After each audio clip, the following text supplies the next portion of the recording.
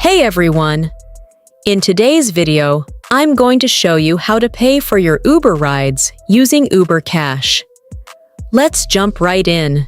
Start by opening the Uber app on your phone and signing into your account. Once you're inside the app, tap on the profile or account icon located in the bottom right corner of the screen. From there, look for the Wallet section near the top and open it. In this area, you can add funds to your Uber Cash balance and manage your payment methods. After you've added money, return to the home screen and request the ride you need. Before confirming your trip, head to the payment options and choose Uber Cash as your preferred payment method. That's it. Your ride will now be paid using your Uber Cash balance.